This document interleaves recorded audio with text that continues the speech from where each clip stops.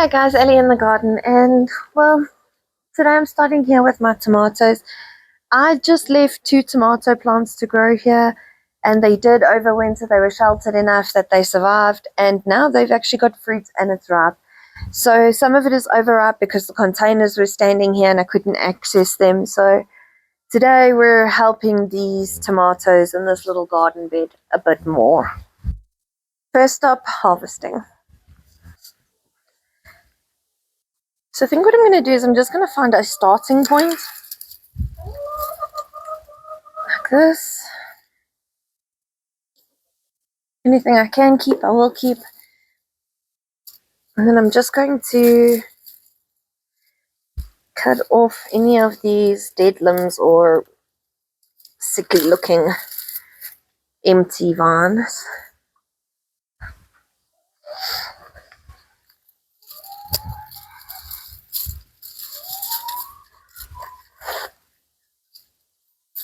There is some newer growth down here, which is perfect.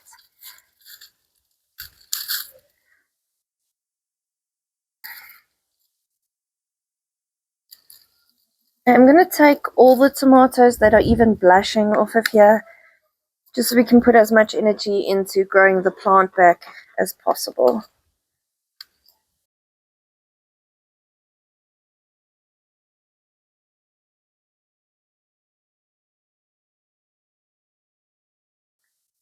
Not a bad little harvest of tomatoes, if I'm being perfectly honest. I'm actually really impressed by it, which is really, really cool. So for this tomato plant, it has, for the most part, died back. So I'm going to cut the strings off at the top, take the fruit off here, and then I'm going to cut it off right at the bottom here where this growth is. So just about here. And then I'm going to hope that the plant will focus its attention on growing new healthy leaves and a much stronger plant coming into the season. And then this I'm going to dispose of. Let's start here.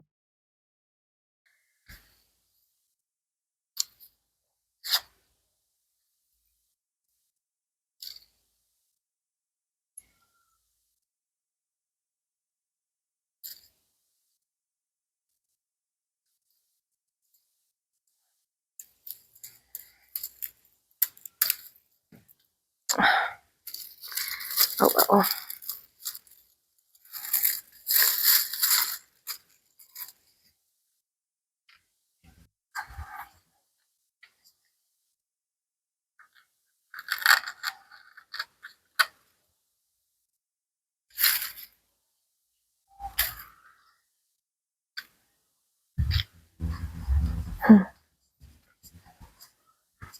This was a tomato that we overwintered, and it is feeling the effects. It does need a good pest control system of some sort, but we're going to look at this. On this stem, I actually have a fruit, so I'm just going to remove all the leaves directly below that.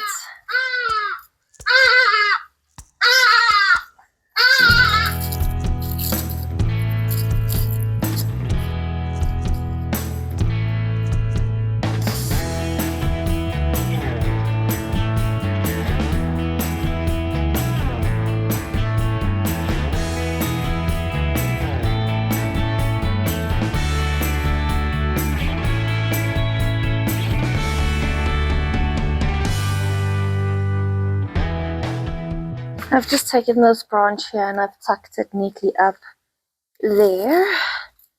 Move my sweet peas out the way. This vine is dead, so I'm going to cut it off here. This vine is looking really good, so I'm just going to clean it up.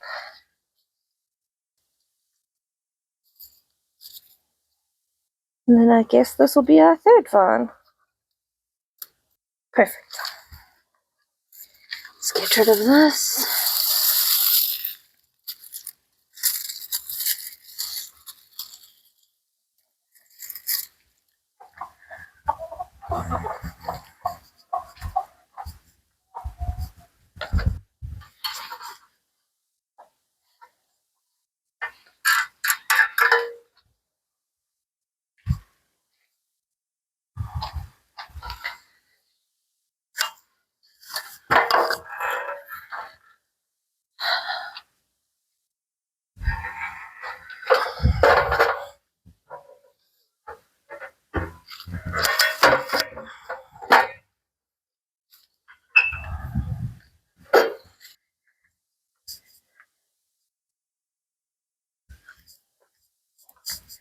So before I start messing with the tomatoes, I am going to take these 2 containers down so that they're out of the way, and I just want to quickly wrap up my sweet peas. So I made a mistake when I ran this twine. I left the gap too wide and the sweet peas weren't encouraged to grow up because they were finding it difficult, but now they're more than tall enough. So what I'm going to do is I'm going to start at the bottom and I'm going to actually pull up the sweet peas, hopefully, and then continue some twine up the pole just to help them as they grow. Actually taking this first loop of string around the base of these sweet peas and then pulling them up slightly.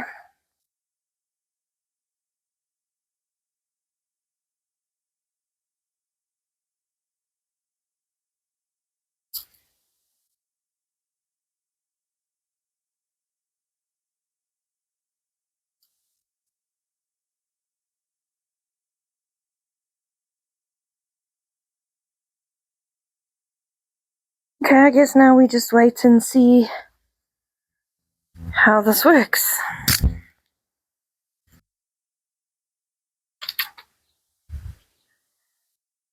Oh cool, there's strawberries in here. That's very cool. I actually think I'm not going to use the ladder. I'm going to use the staple gun and run an interim vine here. Once we've done that, Duncan can help me figure out how we can taper them together without the vines having to fight for space. I don't know. Let's move this out the way.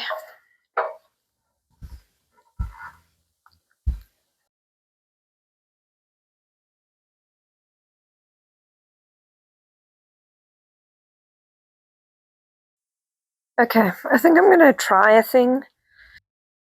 I don't know that this is going to work, but we'll go through it together. I have this vine, this tomato vine here, and I would like to lower this vine and plant it, and then train these 2 vines from here along this mesh.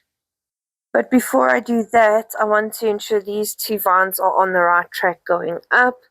So I'm going to take some of my twine and the staple gun and staple gun it to this, or staple it to the wooden structure.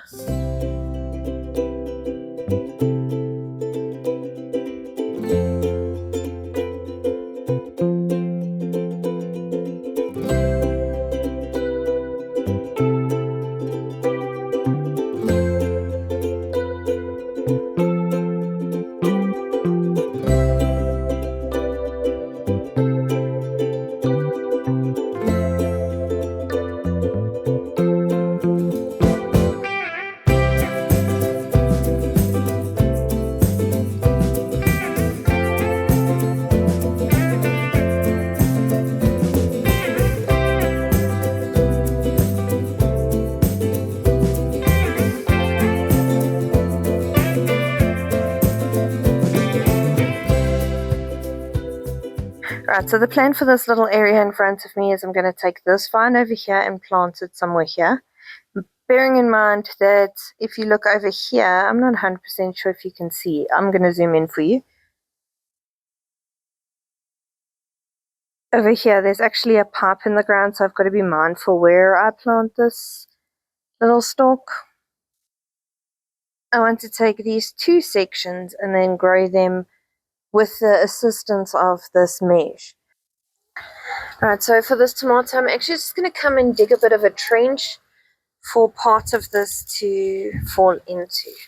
So for now, I'm just going to shift that out of the way and come and dig my trench.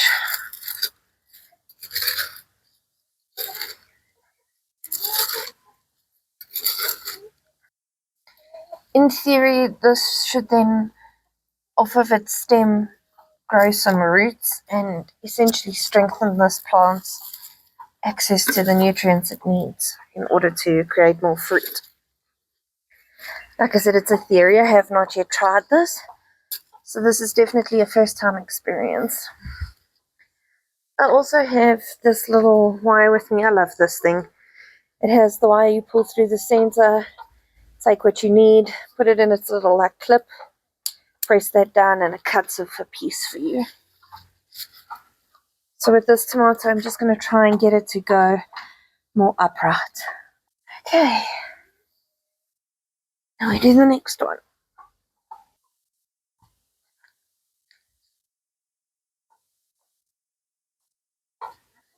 Okay, tomatoes. At least these ones are done. So while I'm here, I have this area here next to the cabbage, and I'd really like to do some weeding. I want to give these weeds to the chickens, but I'm also going to come around and harvest the last few carrots that I've got in this little section, because the plan is to dig it through and turn the soil, add some compost, and grow something new here. Probably going to use these carrots to make a coleslaw or use it in ramen or something. Okay, so this is the last of the Chantenay Karoo. I'm pretty sure I'm saying that wrong. But this tag can now come out, and we have this space available to potentially plant something new. Alright, that does seem like all the weeds as well. Chickens will love this. This is a broccoli plant, and as you can see here, this leaf is curling, and some of these leaves are curling here, even here on the edges. So for me, this is generally quite a good indicator that there are aphids. So I'm just going to open up these leaves and we're going to have a little look. Okay, old aphid damage. Let's see, there's already indications that this one is full. So let me uncurl this, and as you can see, that is crazy, the amount of aphids on there. So I'm actually just going to pick this entire leaf, and that can go to the chooks. Just double check the remainder of these leaves. Here where there's not as much aphid pressure, I'm just going to give them a bit of a squish. Hopefully that'll be enough.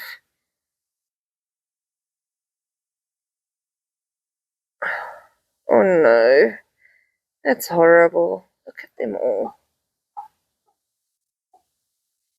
These can go directly to the chickens.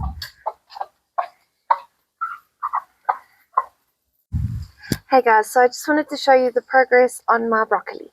This is my broccoli. It hasn't formed a very tight head, but it has given quite a few florets, so it's a bit more at the moment like a sprouting broccoli. So I'm going to leave it like this, but as you can see, there is some light yellowing here, which generally means that this is going to go to flower, and if it goes to flower, it won't be as nice. But I'm going to monitor it, and as it turns yellow, I'll address it.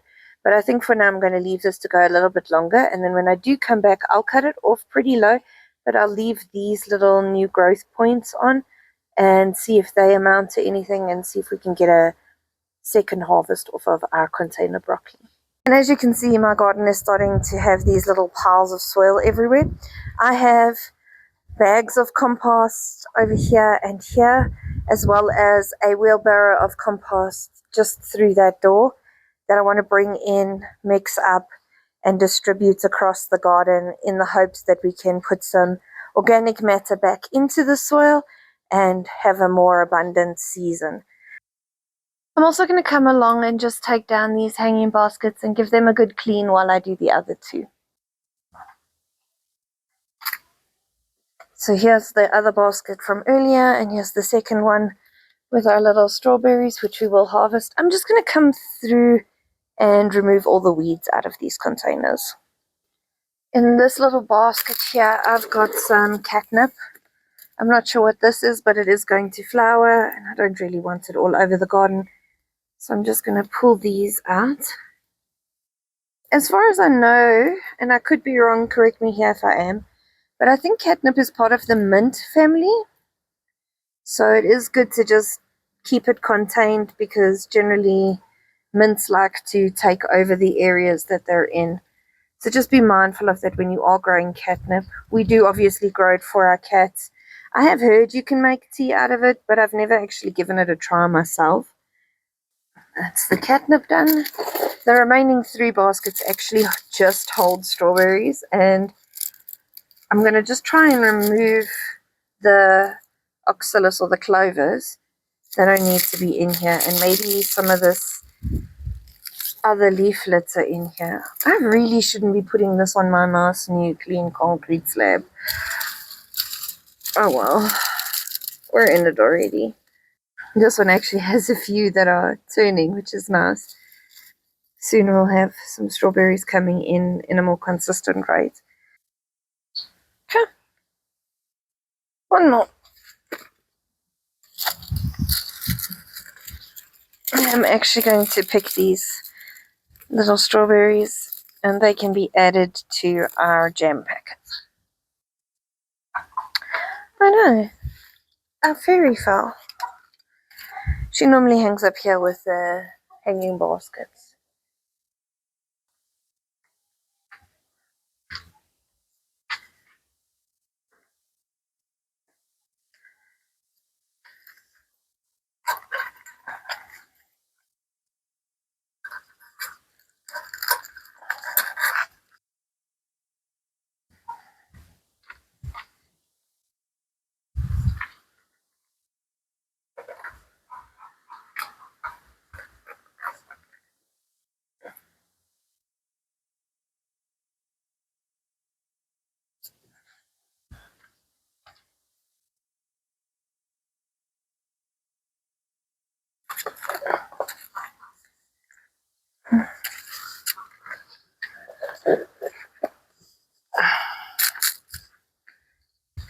Grab my carrots and my gooseberries here. Move these trays to the potting bench. Hey guys, thanks for hanging out with me today while I busied myself in the garden. It has been a little bit neglected, but we definitely are back on track. So come back and join me as we plant some seeds for this garden. Thanks guys, have a great one. Bye.